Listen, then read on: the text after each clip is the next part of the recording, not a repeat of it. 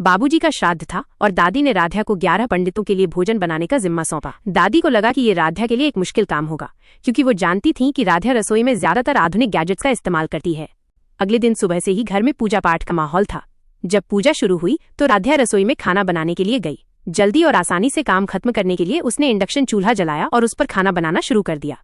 कुछ ही देर में दादी ये देखने आई कि काम कहाँ तक पहुंचा। जब उनकी नजर इंडक्शन चूल्हे पर पड़ी तो उनका माथा ठनका। उन्हें ये देखकर बहुत गुस्सा आया कि एक पवित्र काम, श्राद्ध का भोजन, एक बिजली की मशीन पर बनाया जा रहा है। गुस्से में उन्होंने चूल्हे की तार खींचकर फेंक दी और राध्या को खूब खरी खोटी सुनाई। तुम्हें शर्म नहीं आती?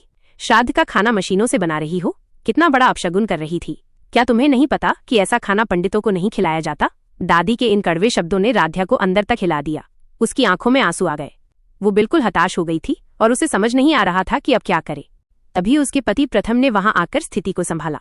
वो अपनी पत्नी को जानता था और ये भी जानता था कि वो चूल्हे पर खाना बनाने में कुशल नहीं है। उसने तुरंत एक पुरानी लकड़ी का चूल्हा मंगवाया और राध्या की मदद करने लगा। दोनों ने मिलकर आग जलाई और पारंपरिक तरीके से खाना बनाना शुरू कर दिया। प्रथम ने राध्या को हौसला दिया और उसे खाना बनाने में हर तरह से मदद की। उनके एकजुट होकर काम करने से खाना जल्दी ही बन गया और समय पर पंडितों को परोसा गया।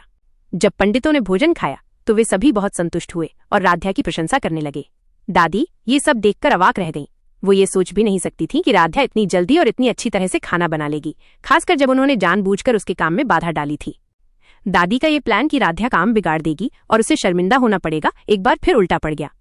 इस घटना ने दादी को ये सोचने पर मजबूर कर दिया कि शायद नई पीढ़ी के पास भी कुछ ऐसी खूबी होती है जो पुरानी पीढ़ी के पास नहीं होती, और उनका ये मानना था कि राध्या किसी काम की नहीं है बिल्कुल गलत साबित हो गया। इस तरह राध्या ने न सिर्फ पंडितों को स्वादिष्ट भोजन परोसा, बल्कि अपनी सूझबूझ और पति के सहयोग से दादी के मन की पुरानी सोच को भी चुनौती